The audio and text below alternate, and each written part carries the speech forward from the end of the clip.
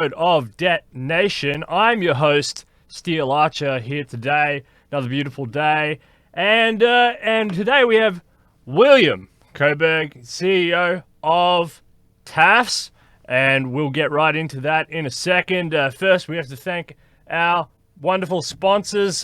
So, thank you to Thrivous, as always, for sponsoring this episode of Debt Nation. You know the deal. You all know the deal. You go out, you share the episode of Debt Nation within 24 hours, and you're going to win some Thrivous. And I've seen a lot of good sharing.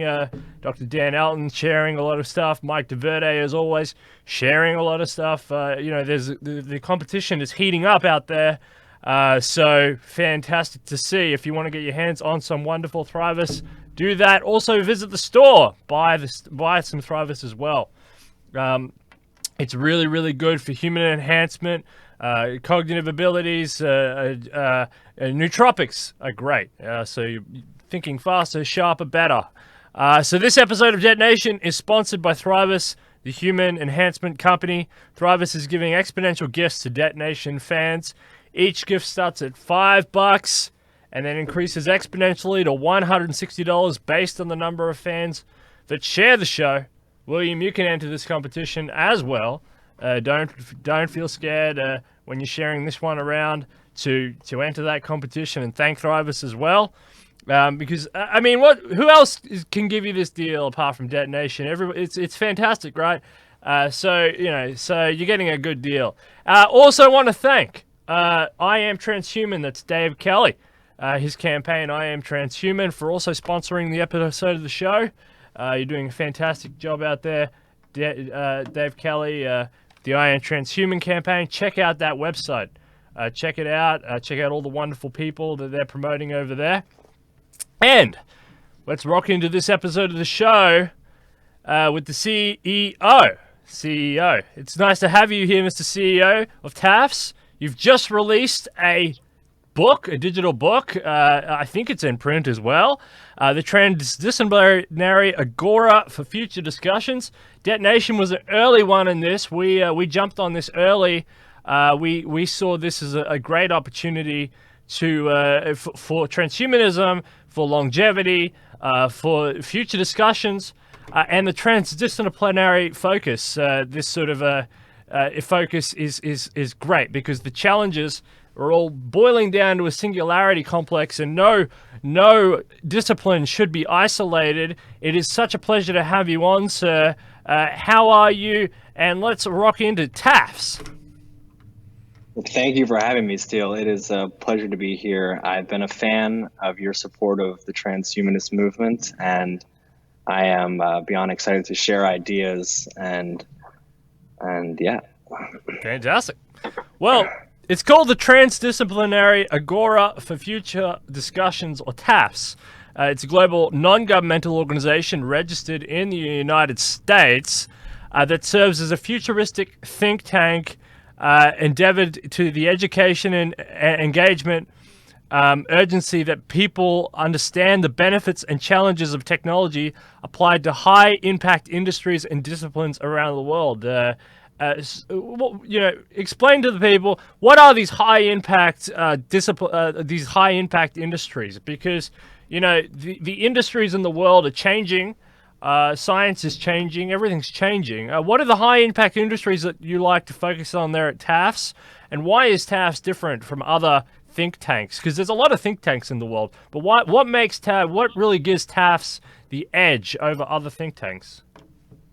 Absolutely. So kind of the goal with TAFS is to bring together as much unity as possible. And you kind of hit it on the point there. So we have to come at it from a transdisciplinary approach. So the goal is to unite truly all minds, as we believe that inherently each person is multifaceted and truly has polymathic tendencies. But unfortunately, the work that we're doing is we're seeing that has been built up in our brain, so kind of doctrined in us, and there's multi-steps of it. So it's the evolutionary biology that's been built into us, and then the doctrine of just our genes and our DNA, and then as well as the environment that we're built in. So we think that we have to approach life in a very singular fashion and build on skills that make sense for us, that kind of our parents pressure onto, and that we feel like we have to prove. So it's looking for that validation and then honing in on that skill to actually secure a job and so forth. So we believe that harnessing the power of each person's mind is great, and empowering them and giving them the tools and resources to do so, so they can look at all different types of research, whether it's looking at the impact that AI is going to have on healthcare, for example, and what they can do to be prepared for that. So it's really changing almost the shift in the conscious awareness is the big goal for TAFS in the end, because again, we really are indoctrinated in kind of our brains are hardwired in this way, and we're just waiting for that next epoch of evolution for our next upgrade, essentially. So we're trying to prepare the global mind for this next stage of evolution. Yeah, and you have this notion of 3 billion geniuses. Just explain that portion. Why are there 3 billion geniuses? Why not 7, or why not just Einstein? What's going on with the number 3 billion? Sure. So 3 billion minds will be coming online in the next just couple of years.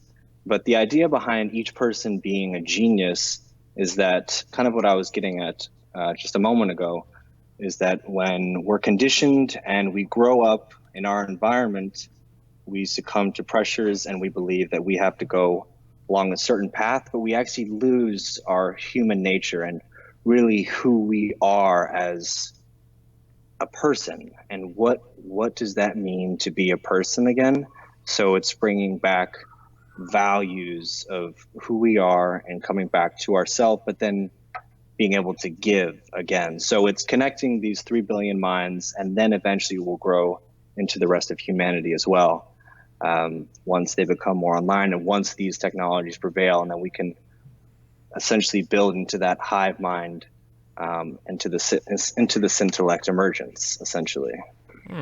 It says here, with recent advancements in science, technology, digital space, societal organization, intergovernmental collaboration, to name a few, complexity of issues affecting our world have become intertwined in such a way that a singular expertise is not enough.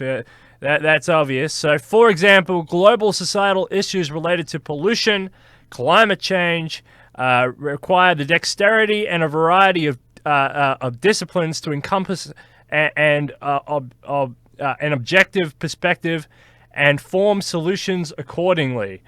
Consequently, the interconnectivity of various knowledge generation systems had led to rethink and capitalize a solid transdisciplinary approach. This a position of opportunities in transdisciplinary implementation for social progress is where Transdisciplinary Agora for Future Discussions has established its contribution, as TAFS aims to engage at least 3 billion geniuses out of the 7 billion human population so that they can help in ethically implementing solutions for every location in the world. It also determined to demonetize processes by educating the public to acquire the skills necessary to take full advantage of technology as society leverages self-taught, autonomously driven, applied knowledge for beneficial, transformative purposes. As our society continues to discern the new paradigm, we all have global technological agora where people can gather and learn from these prominent minds and encourage their own development. Through these factors, we would take care of our planet and plan accordingly to explanatory endeavors with a solid foundation. It's a beautiful introduction to TAFS. Yeah, there's a lot to talk about in there. So yeah, the complexity of global problems. People have a linear mindset. They have this idea that everything continues on in a linear trajectory, even though that isn't true. That hasn't been true since fire. It's all going in an exponential way. It's just an exponential curve is a function that steadily increases as you go along. And when you're on that curve, it's kind of interesting because it's different. It's different from an economic curve, because the economic curve runs through cycles, and when you're living on an economic curve, you don't really feel yourself in the cycle because the trend line is always up. But exponential thinking and exponential technology growth is just that curve, and is just that exponential curve, and that's a completely different mindset of thinking. And so this is what you're saying: we have to get people prepared for this mindset of thinking, for the mindset of an exponential experience, because humanity as a whole is not ready for this. Exactly. So, I mean, it kind of comes down to what you're saying. It's almost reprogramming our mind again. So we do think in local and linear terms in the same way that we thought 200,000 years ago when we developed our prenatal cortex. So, for example, if I'm walking down the street in Chicago and there's a lot of crime on the south side, and if I see something that is potentially a threat to me, that fear response takes my full awareness. And first of all, we're only 5% conscious of our actions again, so it's 95% subconscious. But when that fear response kicks in, I'm just reacting. I think, how can I evade? How can I survive? And how can I move on? So that's thinking very linearly. And thing is that is applied to our fields in work, our relationships, how we treat ourselves, and just thinking exponentially and how we can solve these bigger problems. Like you're saying, we're thinking linearly. So how do we disrupt that?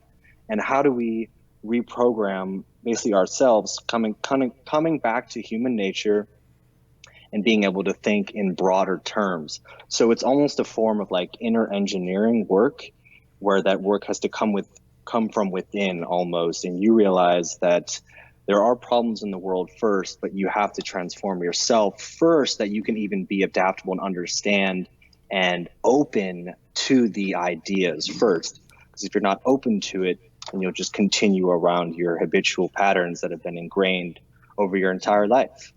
And you've hit on something very... Oh, sorry. You've hit on something very philosophical, very, very important, very deep here. And you said it's kind of like inner engineering work. I mean, for the most part, not exclusively, but for the most part, human history has been about external engineering, using ideas to engineer the world that's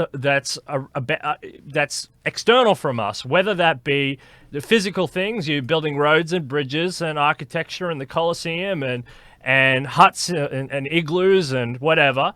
And, even in the information age and the digital age, it's about building 3D worlds and using your computer as a reprogrammable matter, whether that be text or ideas. But now, I mean, we ourselves as humans are being re-engineered. Bionic ears, eyes, we're changing the structure of our brain. We're learning how to use nootropics and psychedelics, and we're starting to re-engineer ourselves. We're starting to push our limits. We need to change our structure of our genomes and DNA to survive in space. Humanity is starting to diverge, and so this engineering of the mind intellectually is a whole nother facet, and it goes along again with that curve. You've got the linear thinking process, you got the exponential thinking process, the sort of Ray Kurzweilian idea. And even if Ray Kurzweil, for example, is only 1/10 of 1% correct, I mean, that's huge. I mean, even if he's not, even if it's not on his timeline, which is sometimes a very forward-looking timeline, I mean, it's still huge. I mean, anywhere along an exponential curve on any timeline is still a massive amount of change. I think this is why, we really need TAFs. I think this is why you've got a really good crew there. People, you should go out. Where do you find the digital book, by the way, before we continue? Where do you get the digital book, the digital download? So it's just on Taffds.com. So that's TAFFDS.com. And then it'll just be right in the magazine on the top bar. And there's a demo version where you can read 28 pages for free. And then you can buy the full digital version for $39.99. And then there'll be a print copy coming out very soon as well. Fantastic. Yeah, people. Yeah, you need to have a look at this. This is really important stuff. I will bring that up. Just before we go on about the vision, and we keep talking about more about this. Tell us more of how you arrived at your idea of doing this. How come you thought this would be a good idea? Yeah, so I kind of jumped in at a point where the past CEO actually passed away. So I was previously over in university. At Wesleyan, and I've always been into technology, the idea of the singularity, but really, I guess I could take a little bit of a step back first. So what I've always been interested in is just the mind and what's possible and what I can actually accomplish with what I set myself out to. So kind of what you're saying, I've had kind of experiences and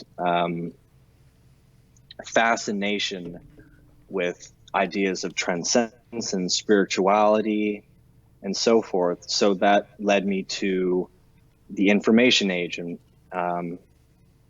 so I actually was working with some friends on a company building websites and apps and doing design and so forth. So I actually left school, and then I was getting involved into this augmented reality application that would help with emotional learning and empower people and so forth. And then I got involved in Singularity University, which is an abundant amount of information around all these types of technologies and how it's going to impact our world. And I kind of found myself aligned really with Osa Nakachi's message. And he's a very spiritual man, and he speaks to reality into its essence. And the vision hit home with my essence as well. So it's almost like it was a catapult that just slingshot me into it, and it's really been a blessing, not in disguise, because now I'm really grateful for it, and it's very exciting. And I think what the shift has to come in now is how people even look at the word transdisciplinary, because there's transmute, transcend, and so forth that are kind of intertwined into the ideas. But it's how can we understand ourselves more, and how can we use these technologies for the betterment of us in its essence. Can I just show the people this TAFS introductory video, please? Absolutely. All right, cool. Hopefully the sound will work.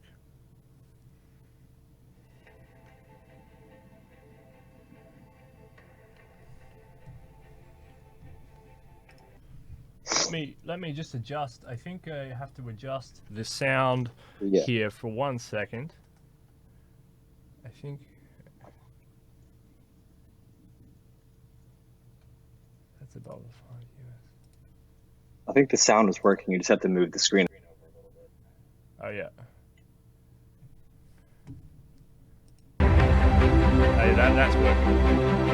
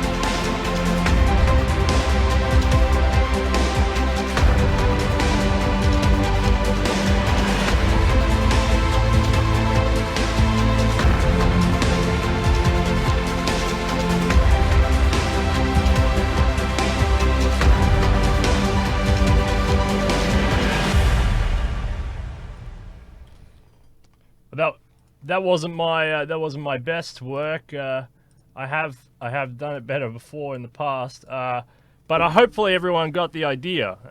I hope that people got the idea of what I was trying to achieve there.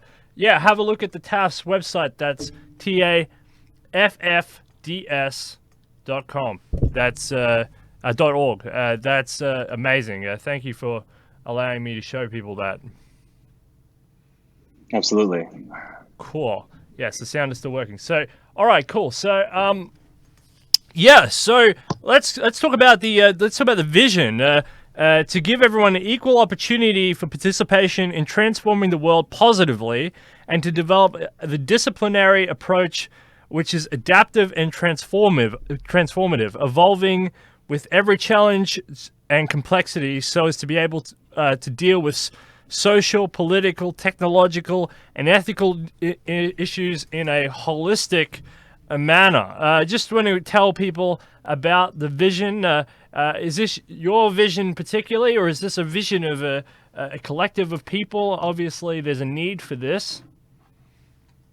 Yeah, so it's more of a need of the evolutionary process of. So essentially, we are inevitably entering into this exponential change. And if we don't prepare our minds for it, then the possibility of dystopian futures lay present for us. So it's almost a responsibility that I feel compelled to just enhance the collective conscious. So the more aware I am, the more I can be honest and help that effort as well. So it really is a necessity for evolution. The mission: to give scope for further broadening of knowledge horizons for young scholars and technocrats, so that they may benefit their societies, communities, and nations effectively. And now this is kind of interesting, because this is talking about, it's not just for new people, but also for current people who are in government or in positions of influence or power, or within a multinational corporation, to get on board with some of the changing dynamics to technology, to society, to politics, to the revolutions that are coming for biology, for gender, for everything that's coming down the pipeline, cybernetics, cognitive technologies. So this is good as well. Tell us about this mission to give scope for further broadening knowledge horizons for young scholars and technocrats, so that they may benefit their societies, communities, and nations effectively. Absolutely. So kind of like I said, just in the next couple of years, we're really going to see an upload of 3 billion people. I mean, 3 billion people coming online, but the resources aren't really set up for that. And so the thing with the phone is that you have essentially infinite access to all information, right? Just with my computer, I can source anything that anyone can in that kind of sense. But the issue is that there's an information anxiety where people have a hard time connecting the big picture. So essentially connecting the left brain with the right brain, the big picture with all the little maps and the pieces, and drawing that together. So people have a hard time of navigating that path, and they have a goal in mind, and then of a certain effect that they want to see in their community. For example, if they want to fix homelessness and they want to build these community centers and bring people together and empower people. But then how do they do that? Like, how do they actually navigate that path? How do they source the money? How do they get the resources? How do they build the team? How do they file the business?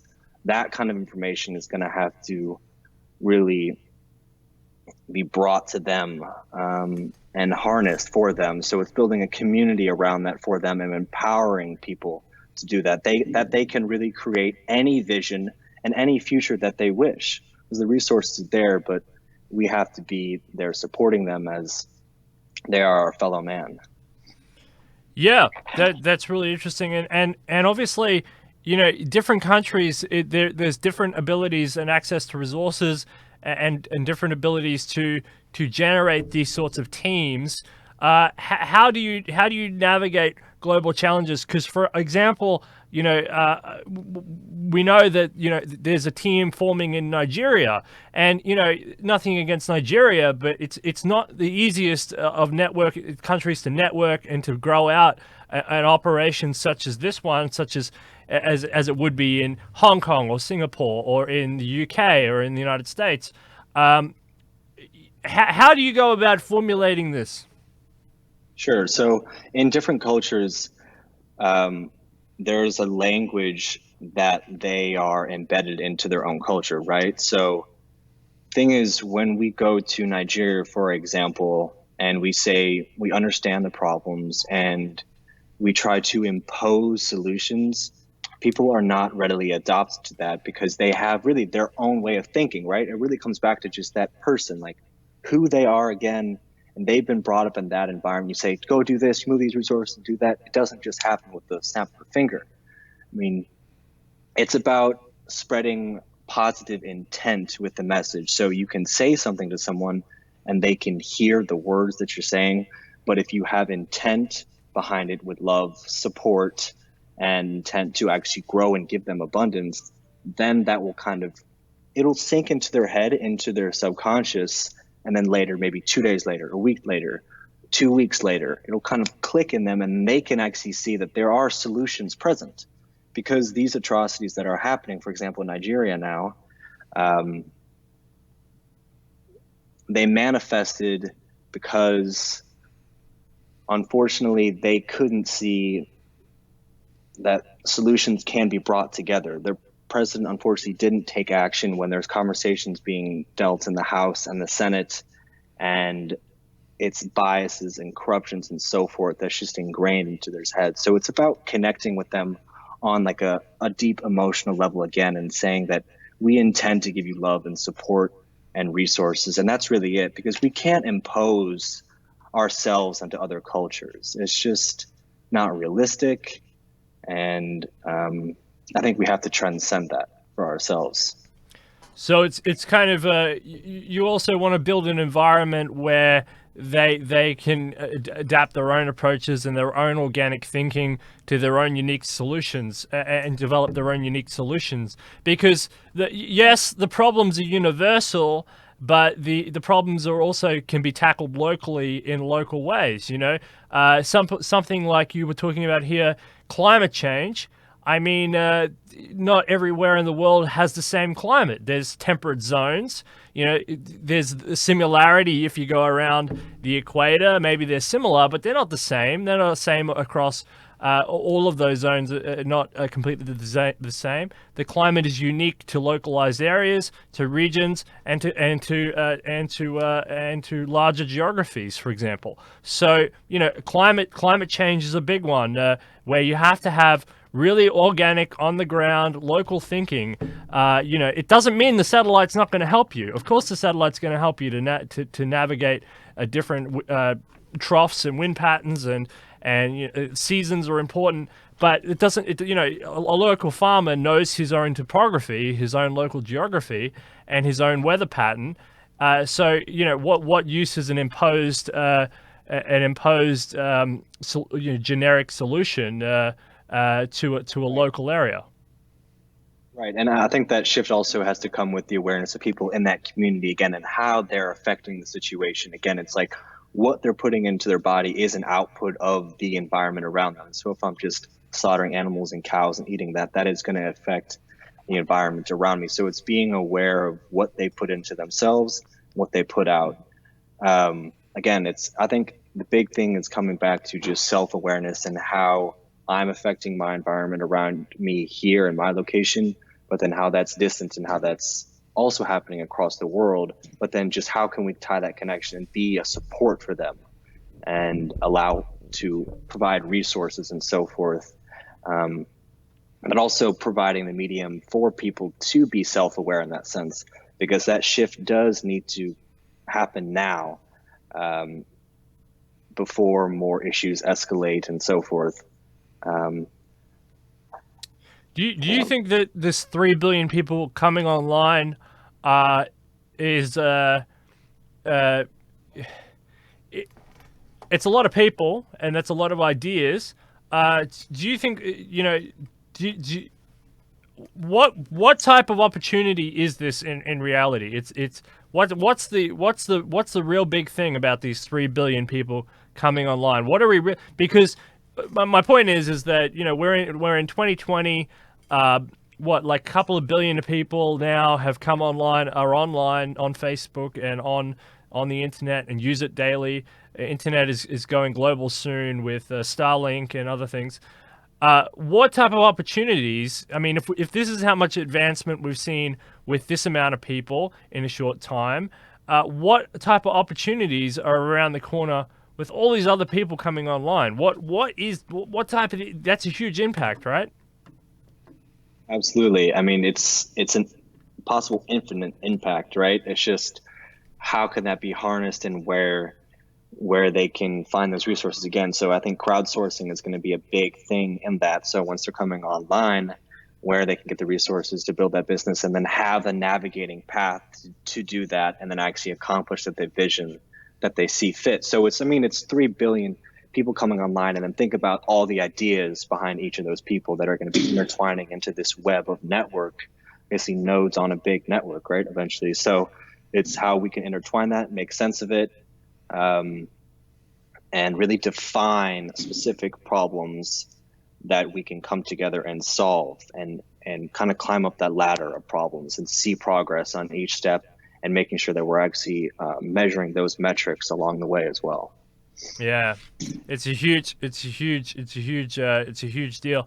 What else did you want to tell the audience about TAFS? Is there anything else you want to tell them about? Anything I haven't gone over? What have I missed? Anything else?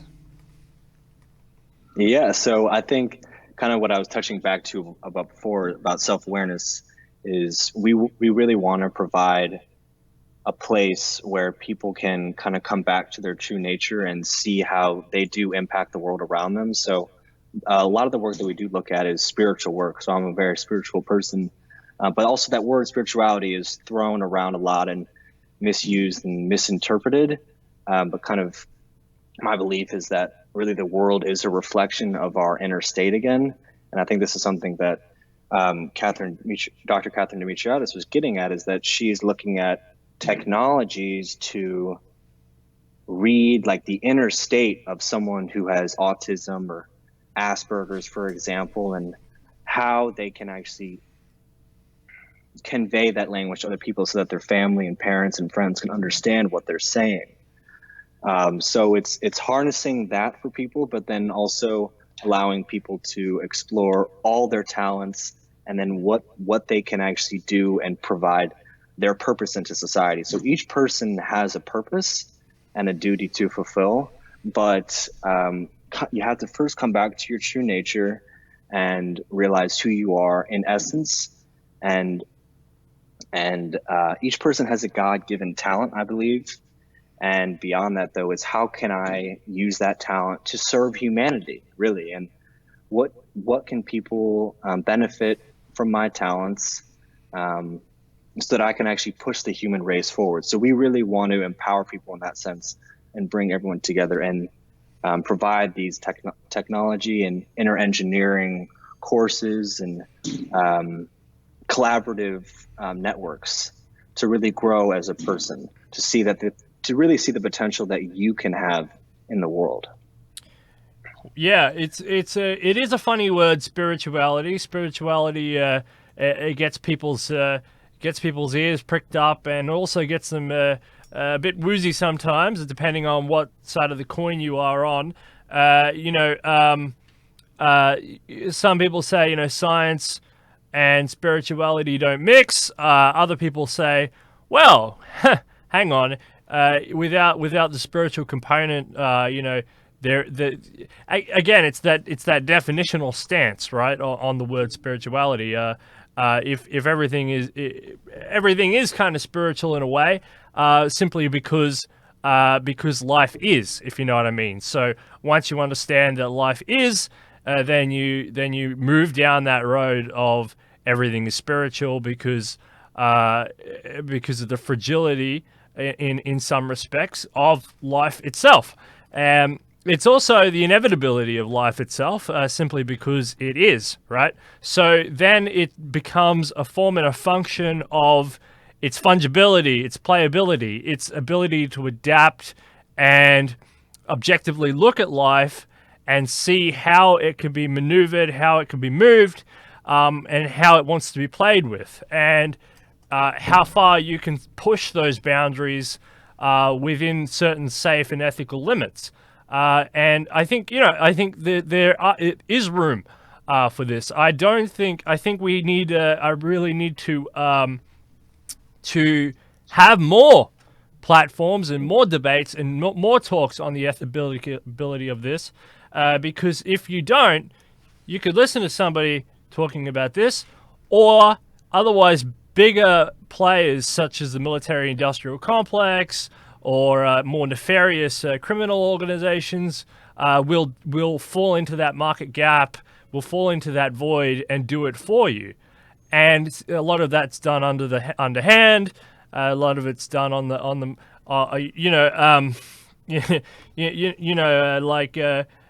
lot of people got upset when Volkswagen did the emissions testing on the monkeys, for example. But that's what happens when you leave it up to those people, without a discussion. And then all that happens is you're left in the wake of what has happened, if you know what I mean.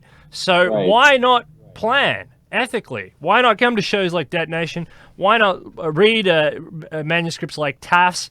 Why not, consider what you want done with your world, people out there, America, Europe, wherever you're from. Why not? Why wouldn't you want to know beforehand? Why wouldn't you want to prepare? I don't understand this notion of everybody is just happy to wait for something to happen and then be upset about it. They wave their fist and then they say, oh, well, that can't happen again. And then they react. They're always reacting. I get so bored of people reacting. Why don't you plan ahead? And so, yes, I think that this is a really good idea, a really good notion to play with, to understand, and that's why TAFS is important. Well, thank you. I mean, I appreciate the support, and I think what people also just have to be realistic in, just the facts are there. The facts are there that AI is automating more of workforce, right? So again, it's even for the security of your own livelihood. I mean, if you don't have an open mind into this and you don't realize that you have to come back to your true nature and realize what you actually are good at. Like, what really are you good at? Are you creative? Can you adapt to situations? Like, what kind of value can you bring to the table that will be automated? So it's realizing that you kind of have to take a step back in yourself and look at the bigger picture again. Yeah, Andrew Yang, who has just dropped out, breaking news, of the Democratic Party, he's a sort of barometer. He's sort of this indicator of how much society is thinking about these issues. And he had a fairly strong campaign. It's nothing overwhelming. But it is a fairly strong idea. He's talking about these transhumanistic, possibilities.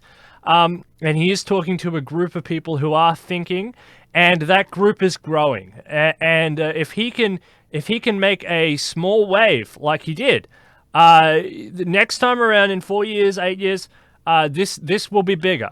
More people are going to lose their jobs. More things will go online. But Amazon. I was talking to a retail worker the other day. I was in a store. And, she was complaining about the shop down the road. And she said, oh, that's our competitor. And I just thought in my head, not really. I mean, Amazon and all these online ones are. But, but I'll entertain you and, say, yeah. But I couldn't help it. But it's, this is what's happening. And Amazon, for example, a company like Amazon or a company like Google or one of these big guys, Facebook, something like that. These are all part of the singularity complex, the whirlpool.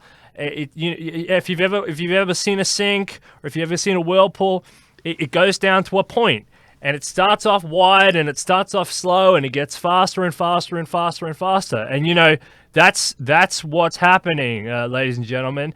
And Andrew Yang is saying, oh, look, you can see the whirlpool, it's starting. And, you know, the job creations ideas like starting another war in Iraq, or these job creations, Keynesian models, you know, they're not going to last forever, because eventually, you know, with 3D printing, you can send the construction guys in, but the construction guys to rebuild a nation will just be robots. So what's the point? Even your economic stimulus package on that end becomes redundant. You know, so you know, the system is running out of steam, even throwing in things like international conflict. So, you know, Andrew Yang, very interesting candidate, you know, very big topics, very big ideas, throwing around a lot of, putting a lot of the people who realize and recognize into a lot of angst and offering solutions, you know, a universal basic income, for example. You know, conservatives, Zoltan Itzban very, very smartly running in the Republican Party, trying to introduce this notion of a universal basic income. But a lot of Republicans, you know, who are the land-owning, you know, class in the United States, shareholding land-owning class, who are still perpetuating themselves off the back of the rise of the big corporates, where you could get a corporation job and you could just live inside of that corporate complex for, you know, most of your life, 50, 60 years, run off the pension.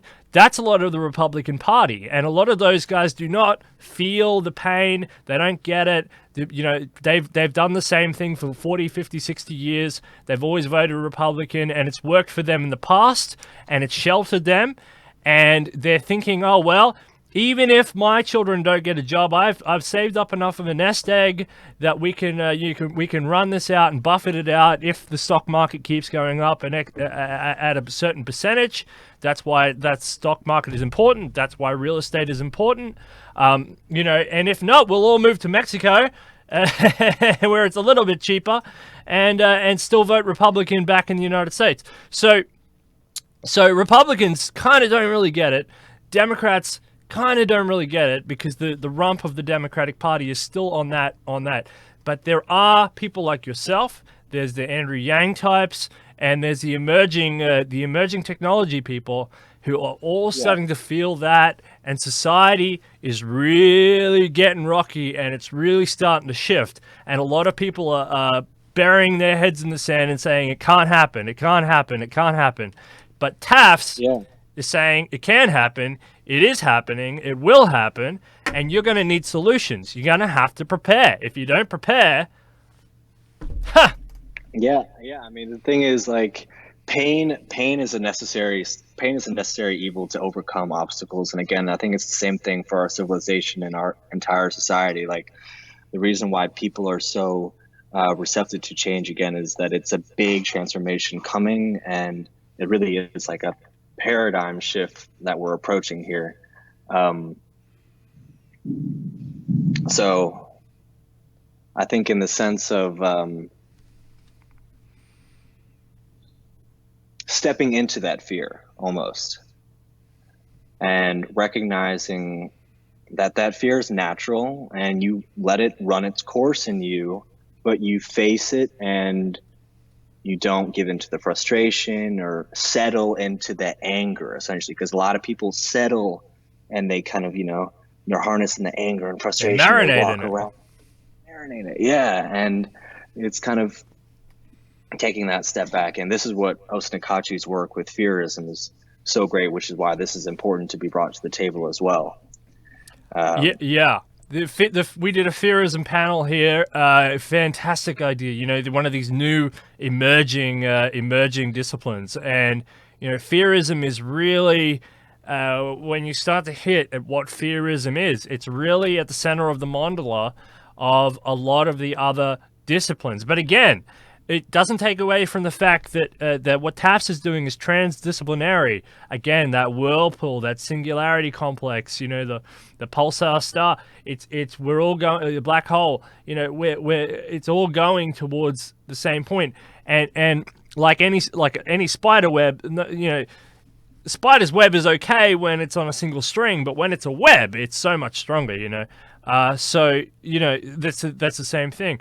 Fearism, it transcends all of those other disciplines, and even people within those disciplines, the AI researchers, the cognitive researchers, the infotech researchers, the cybernetic researchers, the augmentation researchers, they run up to these points where they might get fearful of pressing forward and pressing on. But it's up to people like TAFS, like myself, like the USTP, to say, no, we can implement societal policies to push forward these ethical reviews so that we can keep going forward. And that's why we do also need the assistance of AI infrastructure, and 3 billion extra geniuses coming online will help a bit as well. Absolutely. I think it's also seeing that it is really a natural process of evolution, and that fear is just that we're expressing the change in the world around us, and we feel that emotion to the fullest again. So we really are unconscious beings, and I have to keep going back to this point because I think this is the biggest thing. It's just an awareness thing that people just haven't tuned into yet. But that's effort that each person has to take for themselves. But it has to start somewhere first. And I'm not saying that a person doesn't feel fear. It's natural to feel fear. I mean, we have to feel fear to overcome these problems, but it's just recognizing when that fear is illogical and irrational, and actually break it down and say, what do you mean? Like, write down a list. And Tim Ferriss does this. He's like, writes down a list of why he's afraid, and then break it down, like each point of like, oh, well, actually, that doesn't make sense because I can do this to overcome that. And actually, that doesn't make sense because I can do this. And really seeing how irrational really that fear is. And then so it's connecting that psychological part of yourself to the emotional part. So we are very, very psychological beings. So we can, when we come back more to our emotions and feelings and trust our intuition, really, and our gut feeling says a lot, because our gut feeling really is a pull, again, of evolution kind of expressing through us as a medium, essentially. Yeah, we're monkeys in suits, essentially, and it's hard to overcome that primate fight or flight response, and even the most evangelical person will agree that there is a fight or flight response. So because they will argue that God plays with the fight or flight response with people. I mean, that's why he has carrots and sticks. That's why if you're walking around in the wilderness, he'll give you manna if you're being good. If you're being bad, he'll hit you with fire and brimstone and turn you into salt. So even God understands the fight or flight response, and it is about us overcoming that nature and becoming awakened and enlightened to the possibilities, and taking action on those possibilities, because we stand at the edge. We stand at the edge, William. What do you think? We stand right at the edge right now. Right now is where it all happens, right? Yeah, I mean, we're standing at the edge, and there's a crowd of people saying, go, go, take the jump, take the jump, take the jump. But they're not sitting in your body, and they're not going to take that first step for you. I mean, it has to come from you, and you have to have that faith and that feeling of let go and kind of give away the sense of self, because it is really like belief system within you that's giving you your sense of fulfillment of life. And it's saying, okay, maybe I need to change. Maybe that's not the right way to think about myself in the world, and just being open to that idea, and then being able to have that free flow of going into rapid change and acceleration for the better.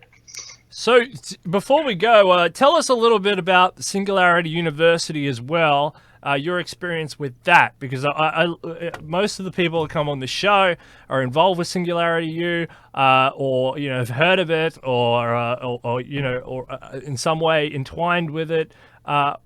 What type of impact has Singularity U? What is it about Singularity U? Let's talk Singularity U. Absolutely. I mean, it's profound. Peter and Ray have done an incredible job of setting up that infrastructure. And I think for them, it was almost like a responsibility, kind of what I was talking about, is to really unite these minds together of all this change that's happening, all these different technologies that are converging together, right, into this idea of the technological singularity where technological innovation will not be able to be stopped. It'll just go up that S graph again. So it's important that they're providing that educational medium of how people can use these technologies to go for moonshot global visions. So in that sense, I think it's grand what they're doing, because they're connecting investors to people and telling entrepreneurs that you can actually use your passion and build a career and business out of truly anything. Anyone can build really any type of business, I believe, but it's having the support system around you and the faith in yourself again. So kind of coming back to that human nature. So we really hope to kind of work with Singularity University in that sense to empower students and so forth to really develop themselves, their communities, their businesses, and the world. Yeah, absolutely. And I really, really hope the best for you, and I wish the best for you in that endeavor. We have Charlie Cam. He's Benzion 2020. As you know, everyone's waiting for the March for debate. That's the clock in the corner there. We're very excited for the March for debate. The USDP will be going onto the national stage. Very excited for that. 18 days, 13 hours left. Counting down. Very, very excited.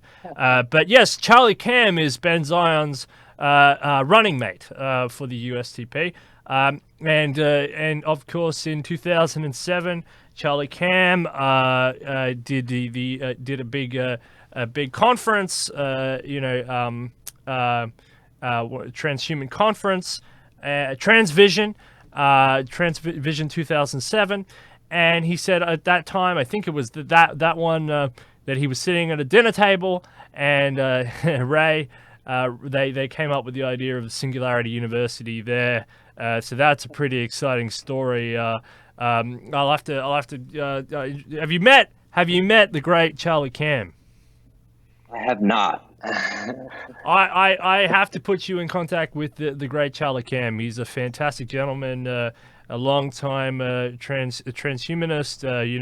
A lot of campaigns. He got William Shatner to one of his gigs.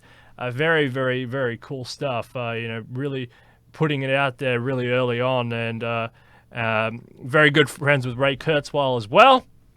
Very good friends with Ray Kurzweil. Gets Ray Kurzweil to pretty much any meeting that he wants to, and great guy when it comes to things like Radfest, for example. Now, have you been to any of those festivals? While we're talking festivals, have you been to Radfest or any of these longevity conferences? By the way, I have not. Really, the first conference that I'm going to be going to is our conference here in Rwanda in a couple months. Oh, you're in Rwanda right now? No. I was saying in a couple months when we have our conference. That'll. All right, cool. What's the conference? So it's in Rwanda. It's in a couple of months. What's the topic? TAFS? Yeah, so it's all TAFS, all things futuristic, climate change, Internet of Things, and really preparing that global paradigm shift, but in the conscious again. So it's putting these ideas into the minds of people in Rwanda and Africa so that they can actually make that leapfrog step of developing themselves, and that they don't find themselves in the mistakes and mishaps that we have here again, because there is systematic corruption there, but these problems really can be solved, but it's just providing that medium again for them. So one example of technology is blockchain. I mean, that eliminates a lot of corruption by default. For example, it's really good. So I'm kind of happy here. You're making me really excited because because my analysis was this leapfrog as well. Africa can leap. We don't want Africa to go through a dirty transition or a transition like the industrial world and the Western world has gone through. We can actually just leapfrog them over a lot of the mistakes that we've made. You're agreeing with me on that, right? Well, I'm agreeing with you. Yeah, Well, we came up with the same. We came up with the same idea.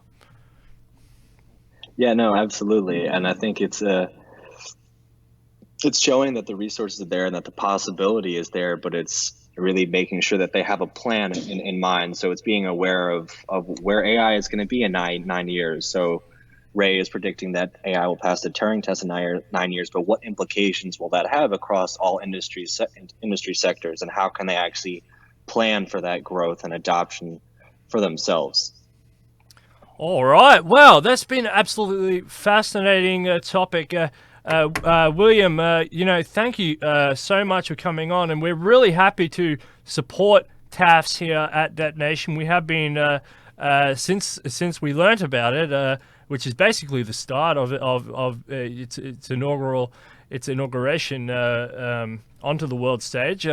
It's a very exciting idea. You have a lot of fantastic people. I'm going through the TAFS journal.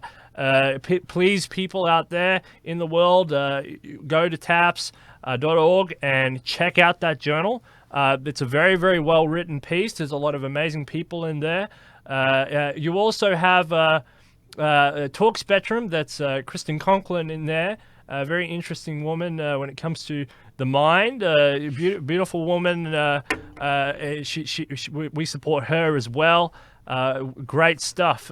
So look, thank you so much for coming on. Look, I just have to thank Thrivous again for supporting this episode. Thrivous, you're doing a great job out there with your nootropics and your geoprotectors. You guys are run to that store, buy some of those products. You're doing a great job for human enhancement and cognitive ability. This episode is sponsored by Thrivous, and if you want some free Thrivous, different people are starting to win it. So Dr. Dan is sharing some more Thrivous posts, for example. You have 24 hours. Follow the link description, and you can get yourself some free Thrivous. Thank you, Mike DeVerde, for doing that and participating in that competition. It's fantastic.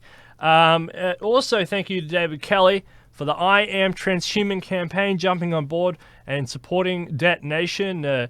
And everybody, if you want to support DetNation, go into the Patreon. We have Patreon there as well. Your money is tripled, by the way. It's tripled because I spend less time at my work. I'm here more. I can do more shows and pump out more content. So it's fantastic. And I want to thank my Patreon supporters. That's Chairman Gennady Stolярov II. That's Chairman of the USTP. You're doing a fantastic job. Mr. Shoemaker. Love you, Mr. Shoemaker. And Mike DeVerde, the superfan. Thank you very much as well. And to the star of the show, thank you, William.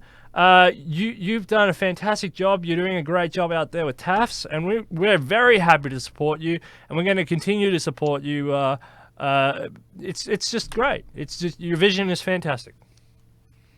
Well, thank you. I really do appreciate the support. All the support's needed, and I promise you that we will continue on this vision. Yeah, no, you will deliver. You've done a great job so far. The website's looking beautiful. The information is perfect, and and your team is you're gathering a good team. And I mean, for your first run, that's fantastic as well. And I would love to get out there to Rwanda to go to that conference as well if I can. So I'll write that down as a maybe. If I can, I'll try and get out there as well. Thank you very much. Absolutely. All right, well, that's it. I'm Steel Archer. This is DetNation. That's William over there. Thank you very much. We're putting death out of business. All right. It's a pleasure speaking with you.